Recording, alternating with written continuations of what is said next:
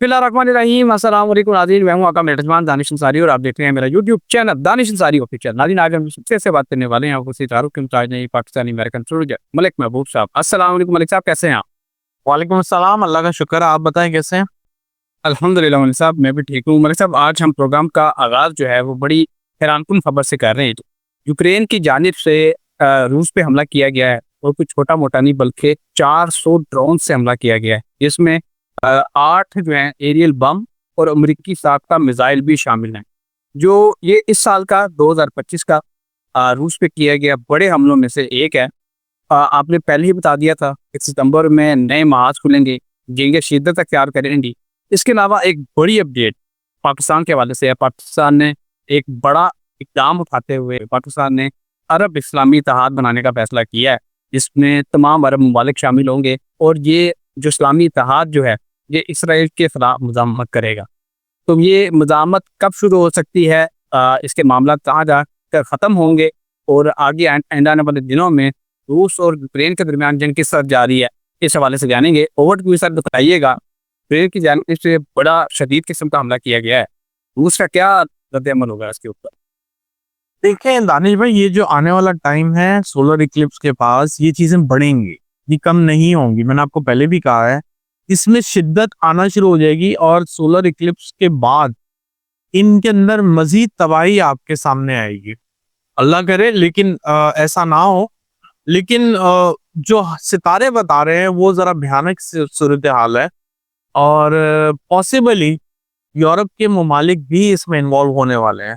तो मैं अभी से आपको बता दूं कि यूरोप के कुछ जो बॉर्डर एरिया है, जो ईस्ट और वेस्ट की साइड पड़ते हैं, उन एरिया की बात कर रहा हूँ जो प्लानिटरी पोजीशन के हिसाब से ईस्ट और वेस्ट एरिया दुनिया में बहुत एक्टिव है। जैसे नेपाल का आपने सुना, इसके बाद अभी इंडिया में भी आएंगे, लेकिन इससे पहले यूरोपियन साइड में ईस्ट और वेस्ट बहुत ज्यादा एक्टिव होगा।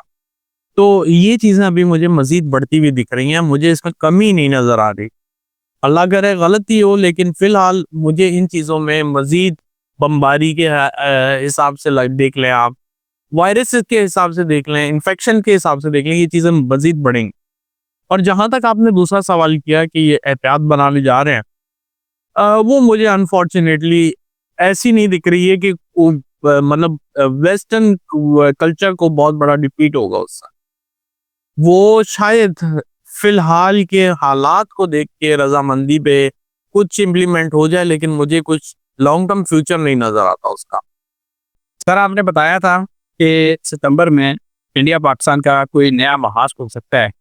इंडिया की जानब से पाकिस्तान में प्रॉक्सीज को दोबारा से अवेक कर दिया गया है और एक आज बड़ी कार्रवाई की गई है खैबर पख्तूनख्वा में सिक्योरिटी फोर्सेस, पाकिस्तान की सिक्योरिटी फोर्सेस की तरफ से, और 35 भारतीय हुमायत याफ्ता जो ख्वारिज थे उनको जो है हलाक कर दिया गया है। इसके अलावा एक अफसोसनाक खबर ये है कि इस ऑपरेशन के दौरान पाकिस्तान के 12 जवान जो हैं वो शहीद हो चुके हैं। सर, इंडिया ने अपनी चाल चल दी है, पाकिस्तान भी अपनी कार्रवाई कर रहा है। आप क्या देख रहे हैं कि जो ये प्रॉक्सी वार है, क्या ये डायरेक्ट वार में भी तब्दील हो सकती है? देखें, ये प्रॉक्सी वार भी हो सकती है, डायरेक्ट वॉर भी हो सकती है, लेकिन मुझे इससे बड़ा महाज दिख रहा है। अनफॉर्चुनेटली मुझे ये महाज थोड़ा ज्यादा गर्म होता हुआ दिख रहा है और मैंने आपको बताया है ईस्टर्न साइड से पाकिस्तान को अभी प्रॉब्लम आते हुए नजर आएंगे। ईस्टर्न में हमारा इंडिया ही पड़ता है फिलहाल, तो इसके अलावा तो कुछ भी नहीं है, लेकिन ईस्टर्न साइड में इंडिया की तरफ से हमें इश्यूज आपके सामने बहुत ज्यादा एकदम से बढ़ते हुए नजर आएंगे। इसके अलावा जो इंडिया के ये जो प्रॉक्सीज हैं, ये भी मजीद बढ़ेंगी, तो दहशतगर्दी के वाकयात मजीद बढ़ते हुए दिख रहे हैं, मुझे कम नहीं होते हुए दिख रहा। तो दहशतगर्दी के वाकयात भी आपको बैक एंड फोर्थ सुनने को सुनाई दिए जाएंगे। ऐसा नहीं है कि बिल्कुल सफाया हो जाएगा, लेकिन एट द सेम टाइम जैसे मैंने आपको बताया है कि पानी का मसला ये इंडिया के साथ डेफिनेटली लॉन्ग टर्म का इशू है, ये कोई जल्दी सॉल्व होने वाला नहीं। सर, अमेरिकी सदर ने एक हैरानकुन बयान दिया है और अपनी बात से फिर गए हैं। पहले वो कह रहे थे कि हम जो है वो सपोर्ट करते हैं इसराइल की, जो इन्होंने हमला किया है कतर पे, क्योंकि उसमें जो है वो दहशतगर्दों को निशाना बनाया गया है। लेकिन आज डोनाल्ड ट्रंप ने ये बात की है, वो कहते हैं कि इसराइल ने जो हमला किया है दोहा पे, हम उससे नाखुश हैं। आप क्या देख रहे हैं कि डोनाल्ड ट्रंप और नेतन्याहू के दरमियान दूरियां बढ़ सकती हैं इस हमले की वजह से, और क्या यूरोपीय ममालिक जो है वो इसराइल के खिलाफ किसी कार्रवाई की तैयारी कर रहे हैं? इस वाले से भी बता दें। देखिए, मुझे नहीं लगता कि इन दोनों के दरमियान दूरियां बढ़ेंगी। अलबत्ता ये शायद पॉलिटिकल व्यू में ऐसे स्टैंस लिया है, इसमें कुछ भी नहीं है। ये एक ही हैं, एक्चुअली यूं कहा जाए, एक दरख्त की अलग अलग शाखें हैं, दैट्स इट। तो मुझे नहीं लगता कि इनके दरमियान में कुछ होगा। ये पॉलिटिकल व्यू स्टैंस लिया इन्होंने, और कुछ भी नहीं है।